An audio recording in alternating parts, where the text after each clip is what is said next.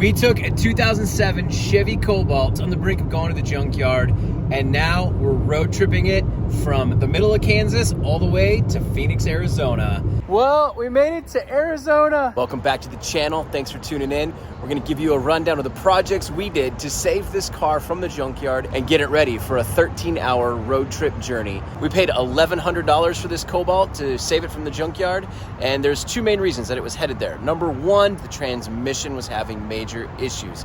It would not shift into the higher gears. So going down the interstate at 80 miles an hour, you're running at 4,000 RPMs. You can imagine the gas mileage was tanked. The second reason that it was headed for the junkyard was the cruise control didn't work, and it didn't seem like there was an easy fix. Simple fixes just didn't seem to work. There was also a bunch of work, brakes, and all kinds of other things that we went ahead and did. Let's jump into the rundown of projects and costs.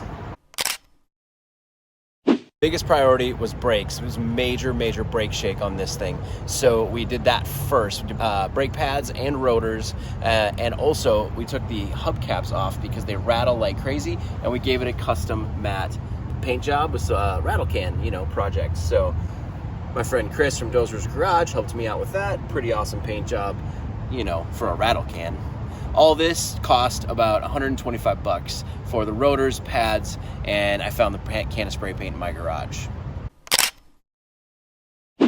Hands down, the biggest, most time-consuming project on this Cobalt was replacing the solenoids in the transmission. After doing a bunch of research and things, we determined that that's probably the biggest issue, and so we decided to give that a shot, as big of a job as that is. That part of the project, the three solenoids and things, cost about $100, so not too bad. It took more time and labor than it did actual money. Now, at the same time, because we're dealing with the transmission, we went ahead and took the lower pan off and drained the fluid, did a flush because we're losing fluid anyway. And so we replaced the gasket there. We also replaced the filter because, again, we're in there, why not? And the parts were cheap. It was about 75 bucks for the filter, the gasket, and the jug of fluid. And so all in on the transmission, we're about 175 bucks. So to get a transmission working again, able to do 80 just fine with RPMs, man, in my mind, that's a good deal. So we're at 175 bucks there.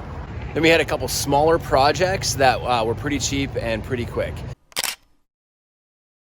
We actually put a new driver's seat in. Well, not a new driver's seat, but a junkyard driver's seat, because the one that we had that came with the car, the foam was just falling apart and falling out of the seat and was not going to be comfortable. There was a metal framing piece kind of sticking out, jabbing your side. So we found a junkyard seat for 50 bucks, and I've got a video on how to replace that, super short and quick. I'll link it here if you want to check that out.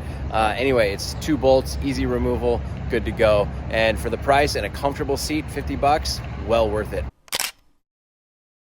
Then we did a shift knob for like 5 bucks, which you can find online, or you can probably get it at a junkyard. So for 5 bucks, I bought a new one off of Amazon and got that installed. So now the button works really well and shifts much better. As I actually replaced these the bulbs in this taillight right here, because some of the videos suggested if those bulbs go out that you actually will not have working cruise control.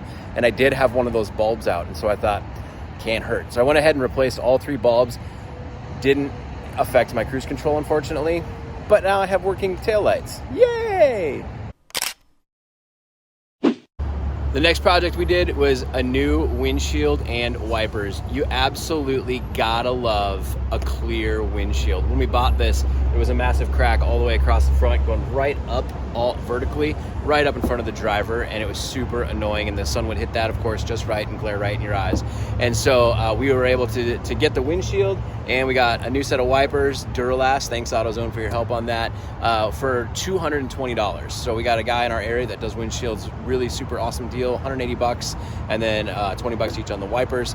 So we got the new windshield and the new wipers installed, 220 bucks.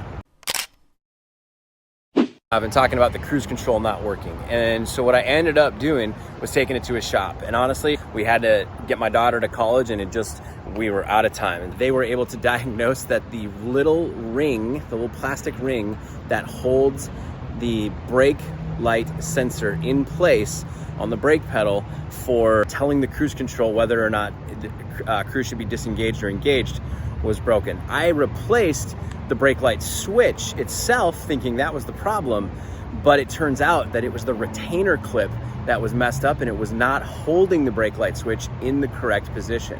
There's a tip for you: if you can't figure out what's going on with your cruise control, try replacing that $2 retainer clip and see if that might do it. So I ended up paying a shop about 75 bucks to diagnose and replace that retainer clip. That retainer clip was about $2, so 75 bucks all in, and I have working cruise control for a 13-hour trip. Again, not a bad price, so I'm grateful for their help on that.